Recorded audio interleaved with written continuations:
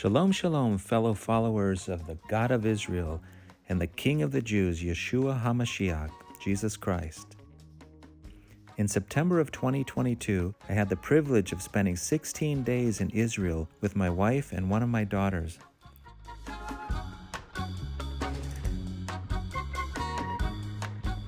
It was a fun, amazing trip, spiritually, culturally, and archaeologically, as we explored many parts of the Promised Land, and we spent much of our time in and around the old city of Jerusalem. God's special city, where so many important things relating to the Bible took place, in such a small place. There's really no other place like it in the world. I thought it worthwhile to chronicle our adventures in a series of videos, and now invite you to join us on this amazing journey through the land of the Bible.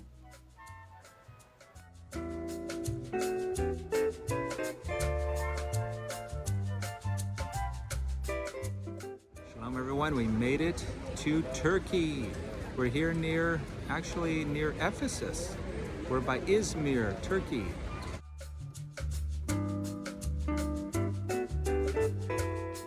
Made it all the way to Turkey here. Istanbul. Made it 12 hours in that cramped little space.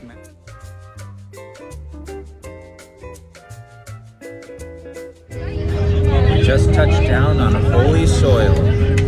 Israel, a land flowing with milk and honey. Where Abraham set foot. Where Moses couldn't set foot. Where the walls of Jericho fell, where David slew Goliath. Jerusalem, Jerusalem, forever young, forever old. Have we made it to the Promised Land? Good Shabbos, Shabbat Shalom, everyone. We're here in front of the bronze menorah here outside David Ben-Gurion Airport. Feels like we're home.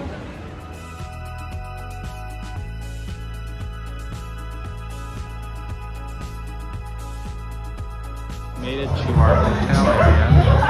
First person I ran into is Mr. 6'8" Goliath over here.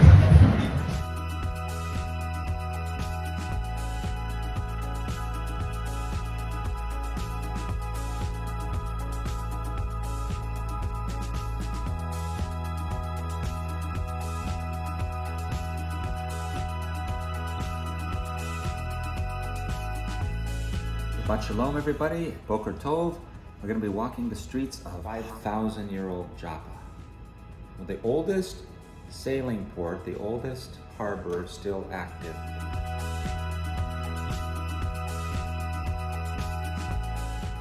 The old city, the oldest part of the old city.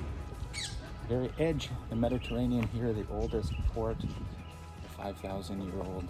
If that's true, that's before the time of the flood, but give or take 1,000 or 2 years. We're heading up here in this vicinity of Simon the Tanner. Peter had the vision here of the sheep coming down that had nothing to do with food, but on the Gentile inclusion, it was revolutionary, as Peter wouldn't go into the house of a Gentile. And now the Gentiles were included. Interesting too, the tour book actually says that the vision had nothing to do with food, but then it says that it was a revolution on clean and unclean animals. Oh boy, mercy. Once again, we have to get rid of our traditions for the truth. Because this tradition, and we've heard it a million times, doesn't mean it's true. Incredible view here in the Mediterranean where, my word, Paul set sail. And it's always a mystery. Did Paul ever make it to Spain? As the old Johnny Cash song goes. I think he did. And then imagine Jonah, so many years earlier, setting sail from this port off to Nineveh.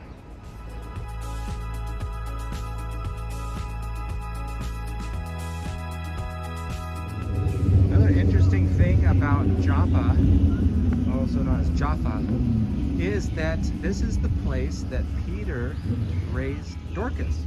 Tabitha, her other name was more pretty, but Dorcas was raised from the dead here, and the word spread. People believed. Some amazing thing happened almost everywhere in this little land. This is St. Peter's. The Franciscans went in 1219 to the Holy Land, commemorating 800 years. Another interesting thing about this little place is that King Solomon would get his cedars from Lebanon here. They would carry him 45 miles up to Jerusalem. I'm gonna get a shot in here of the harbor. The water looks so beautiful.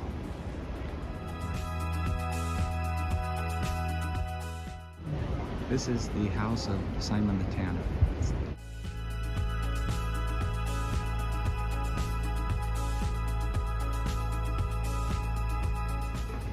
Going down to the edge of the waters here, possibly even where Jonah was spewed up onto the shore.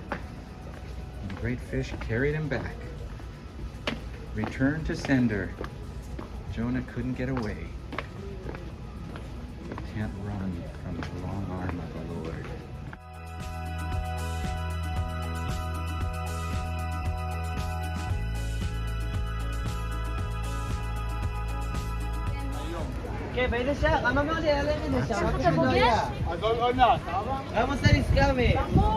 Everybody speaks Hebrew here. Here we are standing right in front of the Jaffa port, the oldest port in the world. Bustling fishing trade here. Off in the distance, the Israeli flag looming.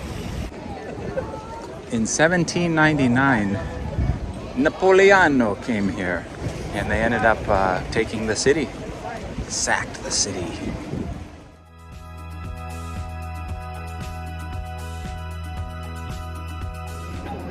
You know, this is amazing. This little church you would have just walked right by and not noticed, but this church was actually used as a hospital by Napoleon when he came and ransacked the city.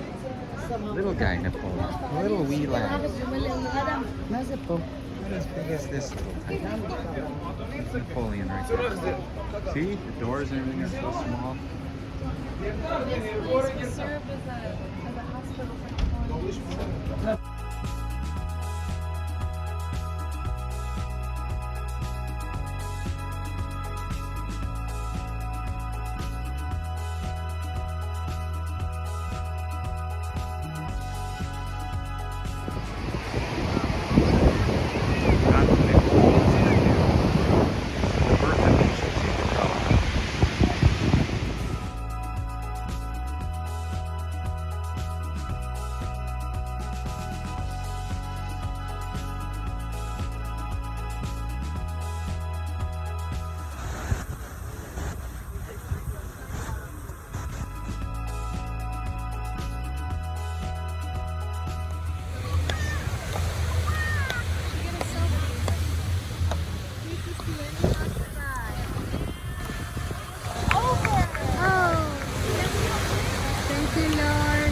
The families out playing volleyball, exercising. Everybody in Israel is in shape.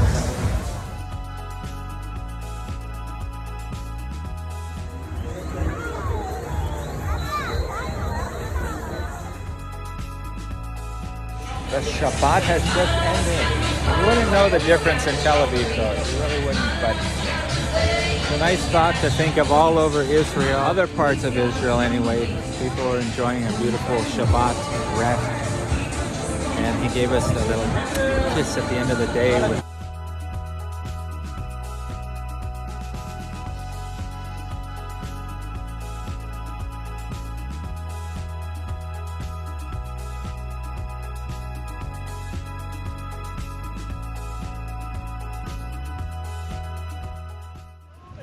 This is interesting. This is Tel Aviv style volleyball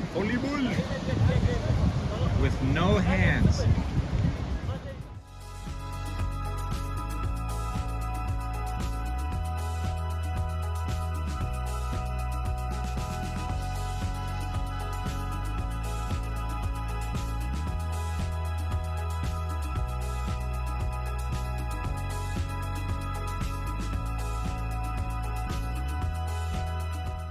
Let's see if these locals are impressed. Snobby Americans.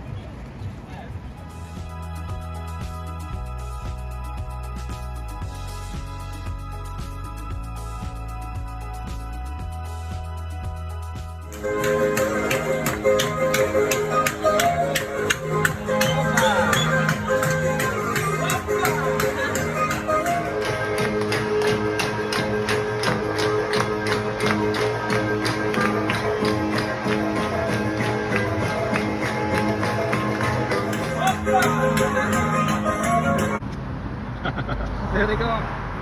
Tel Aviv style Americanas.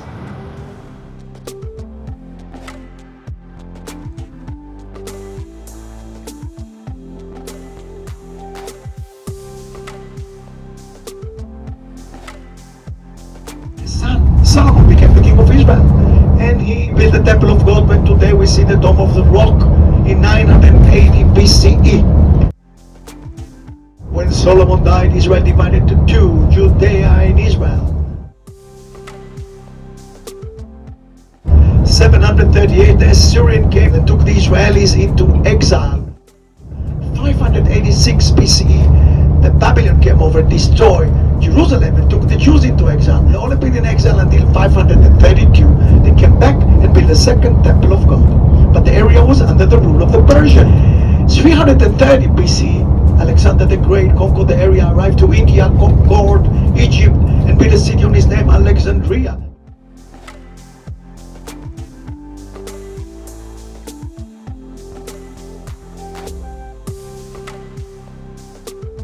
Boker Tov. We're here at Caesarea, and we're going to take a look around. You can only imagine in its heyday what this would look like.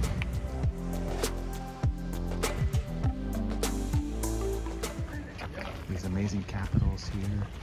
You had a lot of marble, very rich.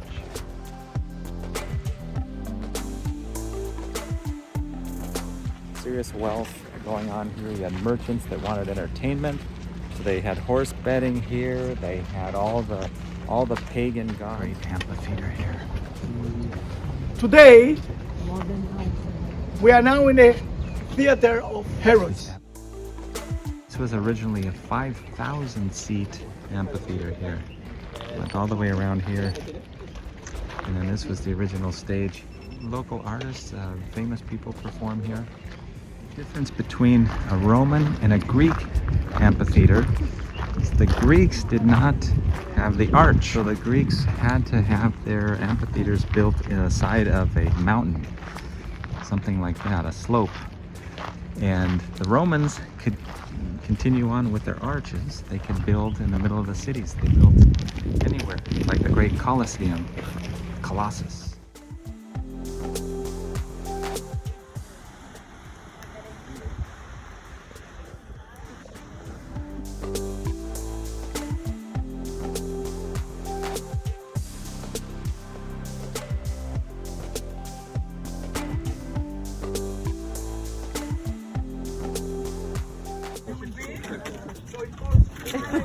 See? And around the spinale, the horses make a round. So this was a hippodrome. So the spinal cord of human being, the Roman called it spinale, and that's running after the spinale. Okay, after, and you can see where was the hippodrome, the turning here and around. 275 meter, the hippodrome of, and the Ben-Hur was here. Yes, you can picture Ben-Hur right here. Yeah. So Ben-Hur did not made in the Circus Maximus in Rome, made here, and Herods was a megaloman. If the Circus Maximus in Rome is 250 meter, this is 275 meter. It's a public restroom, okay? The hippodrome here, the theater was here. I'm sitting in a public theater, public bathroom. See, the water is rushing here. Wow. I lift up my toga. I have a beautiful toga. I lift it and I say, but I know it's gonna be cold. So my darling, what shall I do if it's cold? I put my slave here. Yeah. My slave sit, warm my seat, and only then I'm gonna come and sit. Understand? Only then I'm gonna sit. Wait. Wow, look at this. Amazing. Said that when you go through the bathroom here, they would have water. They put frogs in the water so that you couldn't hear the flatulence. Just in case a dignified person, little toot, couldn't hear it. You'd hear the frogs. That is amazing. So this was hippodrome, then changed by the Byzantine people to two gladiator places, okay? One here and one other one. Incidentally, the Bible and Josephus mention an incident where King Herod Agrippa actually received the praise of men and didn't give glory to God while he was in the hippodrome, and he keeled over, his body full of worms. We're talking about 50,000 people in Caesarea, okay? Around 50,000. I mean, to come from here to Rome, it's not one day that to there with a ship. It was 1 month, okay? It was 1 month. So the people here stayed and get services.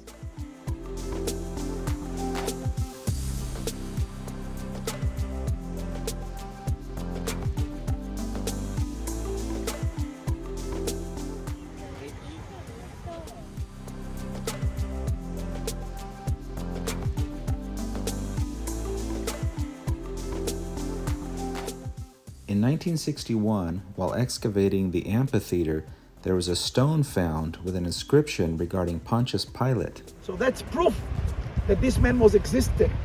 It's proof that's the one who judged Jesus. He was living here. Why do you live in Jerusalem? Look at the breeze. You come here, you see the hippodrome, you see theater.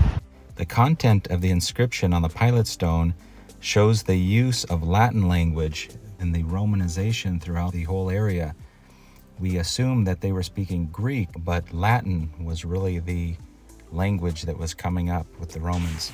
We're going to now see this is the palace of Herod, right on the water here where Paul was tried. Can you imagine Paul in chains here for 2 years in Caesarea?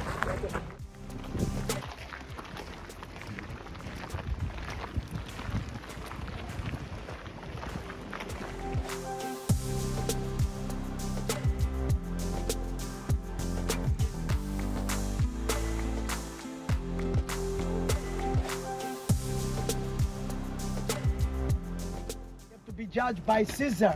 So he was in jail here and he told Pontius Pilate, no, you cannot judge me. I've called upon Caesar.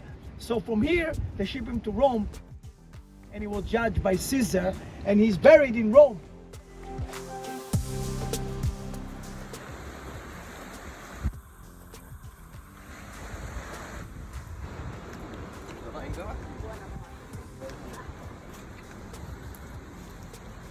Figured was actually the trial hall, exactly right here, when he appealed unto Caesar. To let you know, Jesus was a Jew, and St. Peter was a Jew. Saul the Tarsus, St. Paul was a Jew.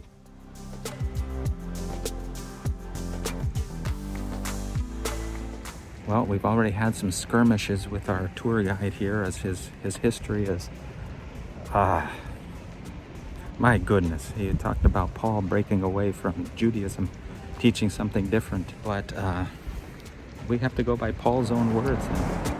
Felix, when he had tarried among them more than 10 days, he went down unto Caesarea, and the next day, sitting on the judgment seat, commanded that Paul be brought. And when he was come, the Jews which came down from Jerusalem stood round about, and laid many and grievous complaints against Paul, which they could not prove. While he answered for himself, neither against the law of the Jews, neither against the temple, nor yet against Caesar have I offended anything at all.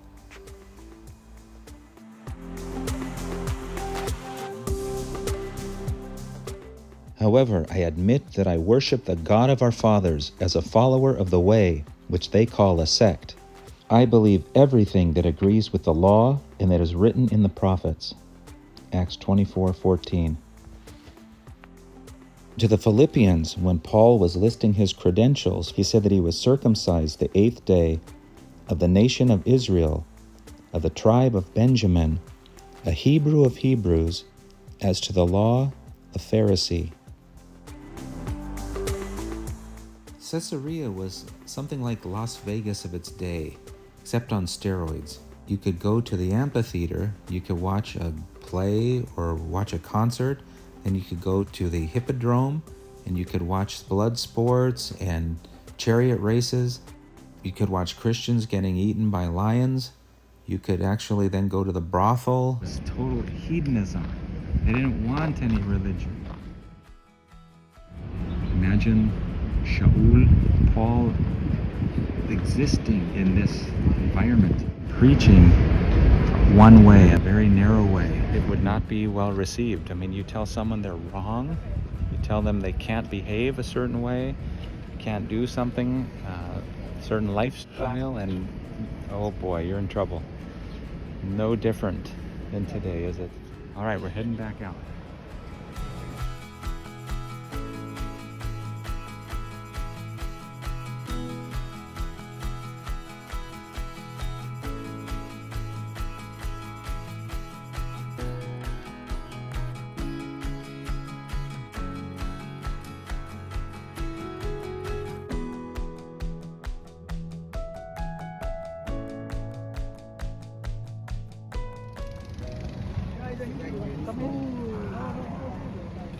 Guys, come here.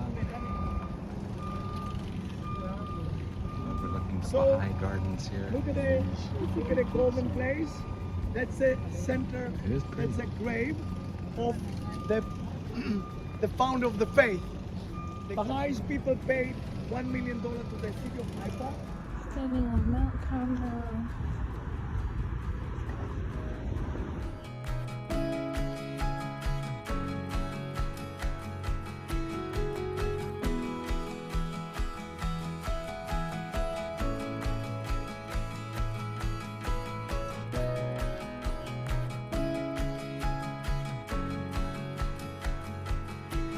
There is a church over there, belong to the Carmelite people, and that's a place where Elijah have the war against the Canaanite, against the Isabel people. Over there in the end of the mountain, called the corner of the Carmel. Haifa is the home of Mount Carmel. This is where Elijah called down fire from heaven, and the 450 prophets of Baal were destroyed. Elijah, thinking he was the only one following God, hid in a cave from Jezebel, and God spoke to him, not through the earthquake or the fire, but through the still small voice. We're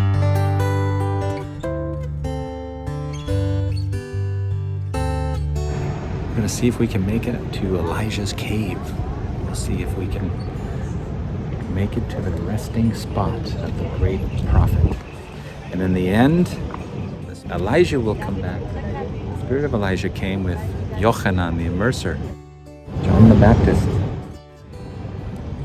Can you imagine Elijah looking off at this view here?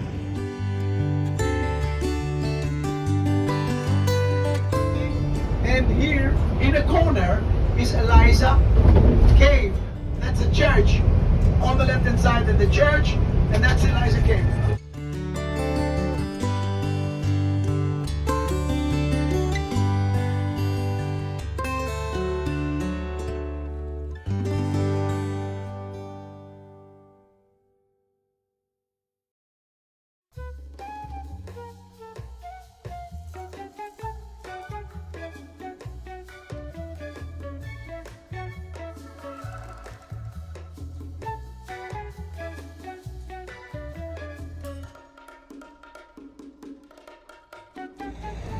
We are now almost to the border of Lebanon, believe it or not. Unbelievable color of water. Anyway, we are going to go down to the caves now. We're about an hour from Damascus. If you remember Paul, the apostle, persecuting the Messianic community. This is Tyre and Sidon, just around the corner. This is the place where Yeshua healed the Canaanite woman's daughter from the demons. She was a Gentile, and Yeshua said that he hadn't seen such faith in all of Israel.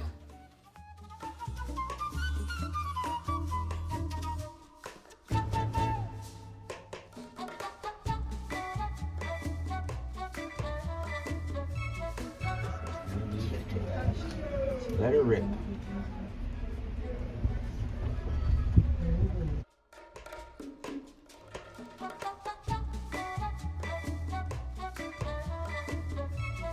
made the tunnel, they make the railway. The people of New Zealand. Going down the cavern. Camera. Look how beautiful it is with the camera. Look at the blue.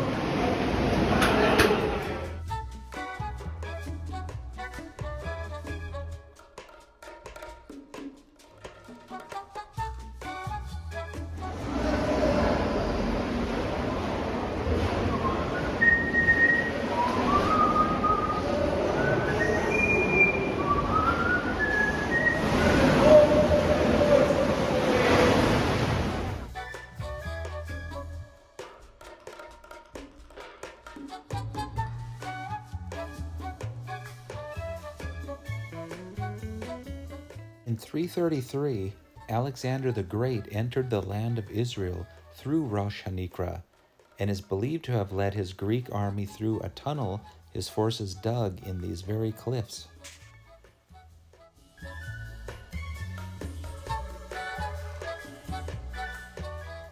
The British Army invaded Lebanon from this direction during the two world wars, as did Israeli forces in the late 70s and early 80s.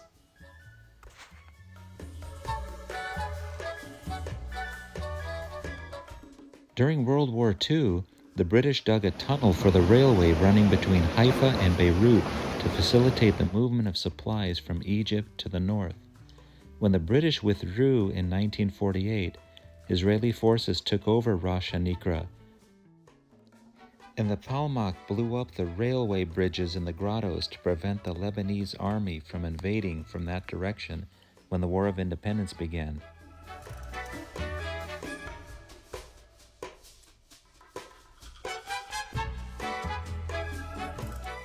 So there's an incredible amount of history with these grottos and the tunnels.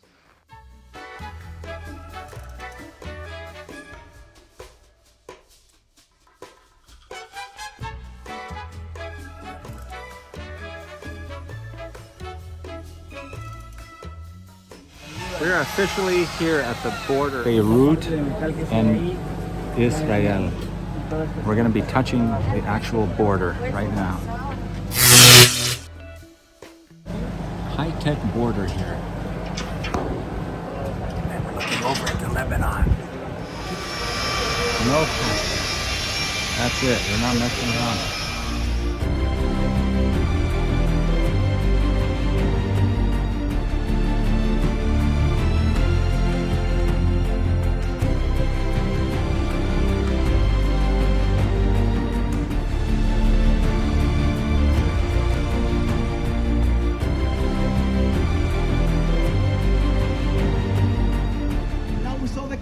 Same as in what we saw in Caesarea, same shape and same everything.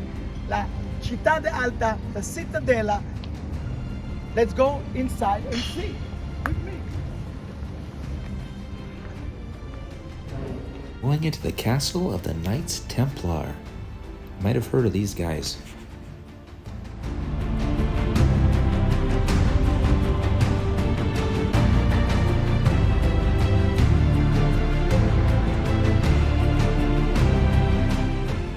But believe me, if no air condition, it was very hot here, and with the smell of the horses and everything is going to be horrible. This was the knight's hall, the man, the horses and the servant, and the hospitales.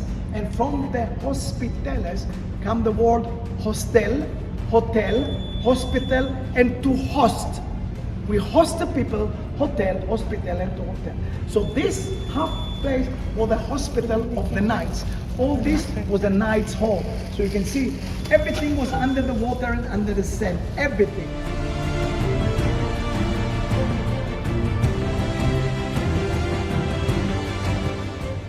We're in an 11th century Crusader hall here.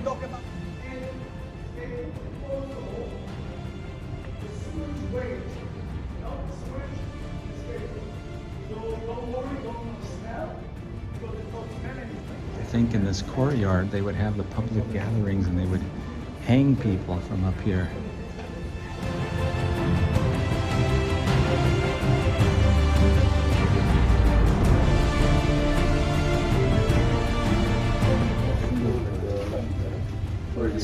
escape route, actually, for the night. Secret escape route.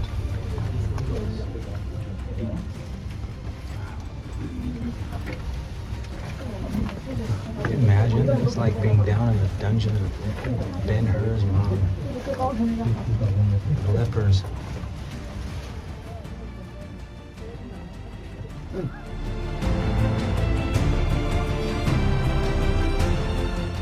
In Acro, it was very popular in the 12th century for the pilgrims to visit the churches.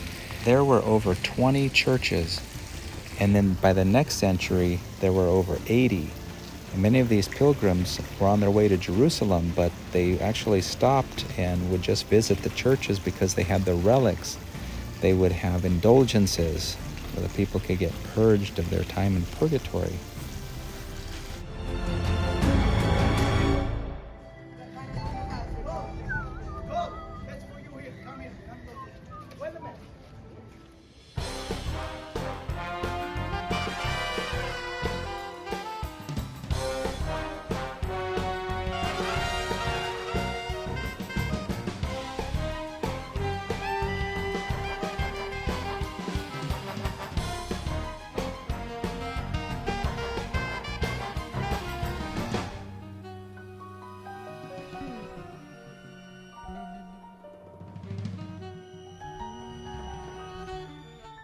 Thanks for watching, my Shalomies, and join us next time as we'll be going to Nazareth and the Galilee and the Jordan River as we continue our journey through Israel.